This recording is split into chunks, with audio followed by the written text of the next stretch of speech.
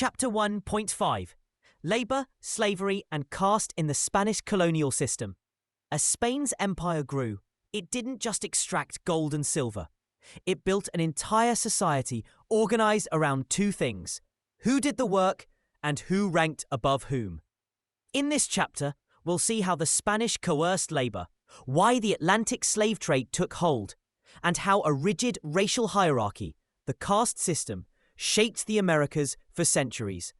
It's heavy material, but essential. Let's get into it. Here's the big idea. A colonial empire is only as rich as the labor it can command. And Spain's silver mines, sugar plantations, and cattle ranches demanded enormous amounts of it. So the Spanish built two coerced labor systems. First, forcing native peoples to work, then importing enslaved Africans.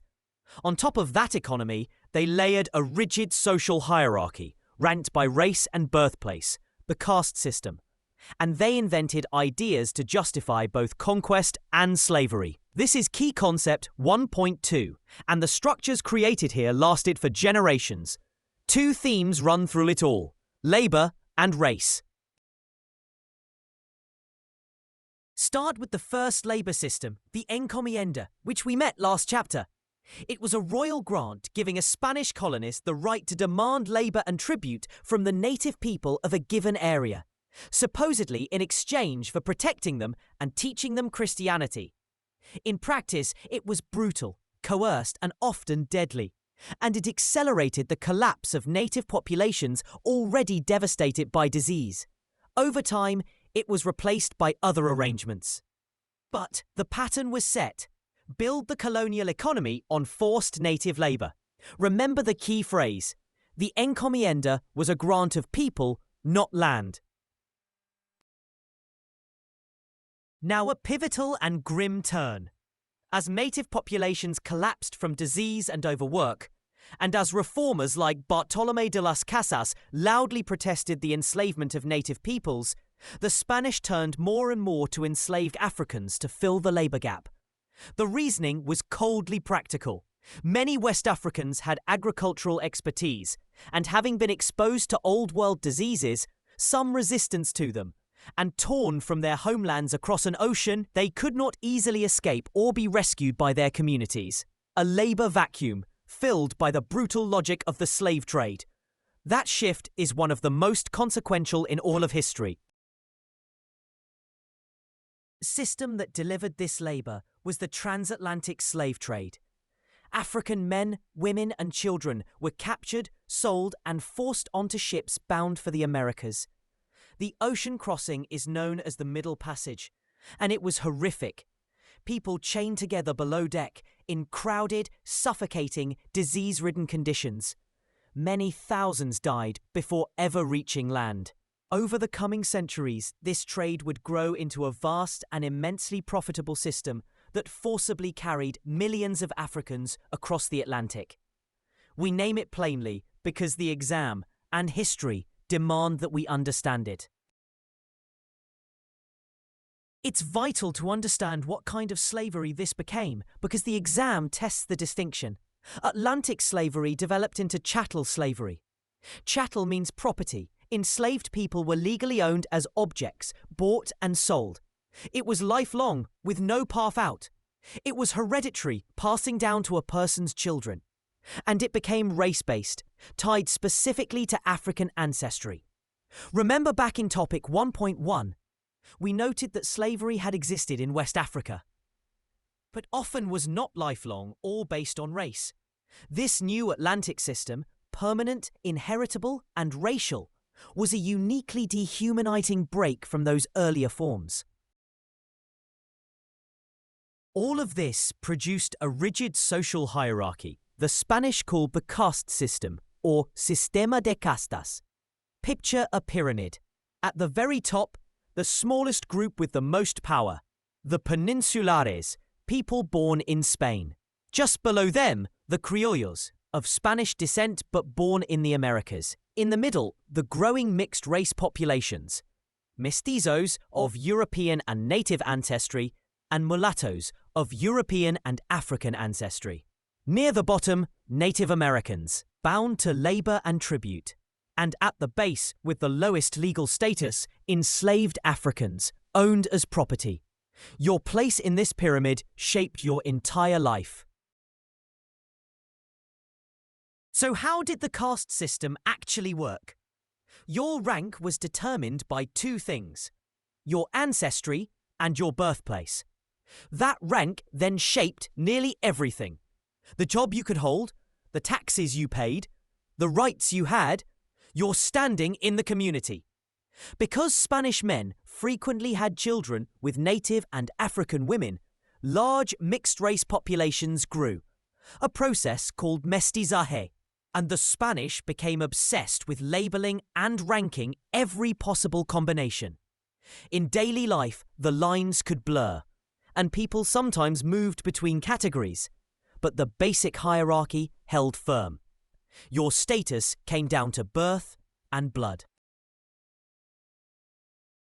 None of this happened without justification, and that's a key point. Powerful systems invent ideas to defend themselves.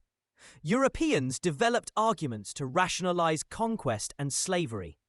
The most famous clash was the Valladolid debate in Spain around 1550 over a basic question: were native peoples fully rational human beings?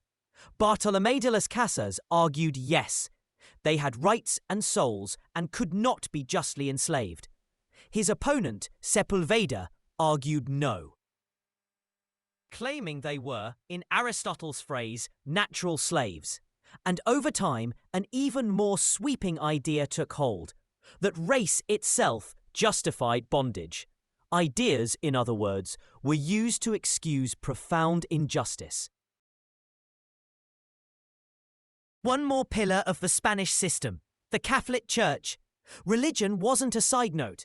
It was central to the whole colonial project. The Spanish built missions across their empire to convert native peoples to Catholicism, sending friars from orders like the Franciscans, Jesuits, and Dominicans. But conversion often meant pressuring or forcing native peoples to abandon their own religions and cultures. And missions frequently extracted native labor while reshaping daily life. So the missions spread Catholicism and Spanish authority at the same time. Faith and control, hand in hand. That tension will spark resistance, which we'll see in the next chapter. Why does this chapter matter so much? Because the Spanish built a durable model: coerced labor plus racial caste, that shaped the Americas for centuries.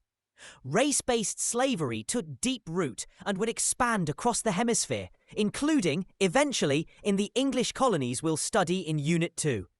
The caste hierarchy structured colonial society for over 300 years. And even amid all this oppression, resistance and cultural blending were already beginning. Which is exactly where topic 1.6 picks up. These aren't historical footnotes, they're foundations that echo through the rest of American history. Let's anchor it to the College Board. Key Concept 1.2. Contact among Europeans, Native Americans, and Africans produced new social, economic, and labor systems, including the caste system and race-based slavery. And your specific topic 1.5 job is to explain how the growth of the Spanish Empire shaped social and economic structures over time.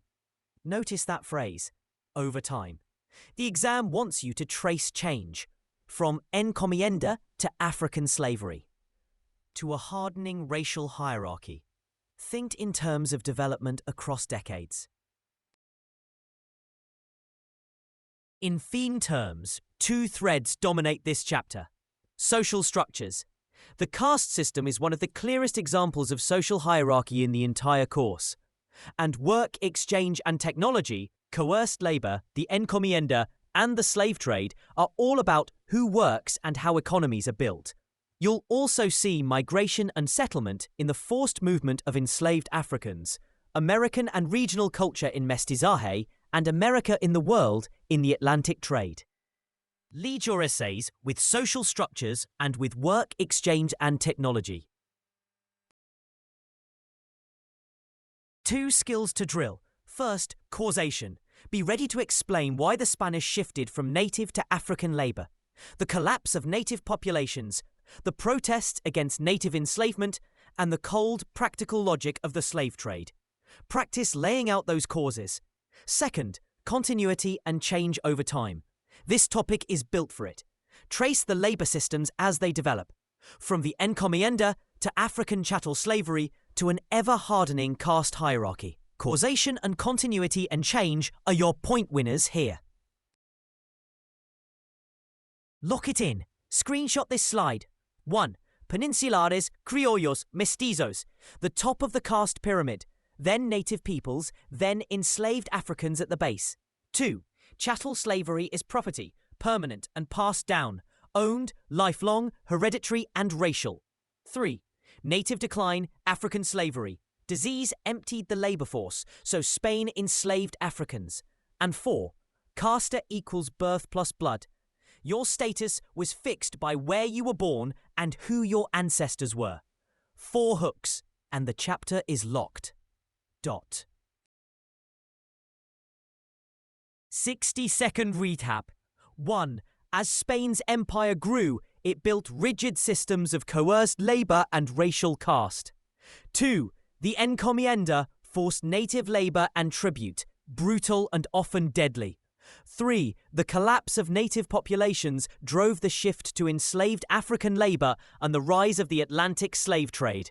4. That slavery was chattel, property, lifelong, hereditary and race-based, a new and uniquely brutal form. And 5. The Caste system ranked everyone by birth and ancestry, with peninsulares on top and enslaved Africans at the base. Lock it in. That's Chapter 1.5, Tough Material Handled Head-On. Next up, Chapter 1.6, Cultural Interactions Between Europeans, Native Americans, and Africans. How these 3 peoples exchanged ideas, clashed, resisted, and blended into new cultures, from language and religion to the Pueblo Revolt.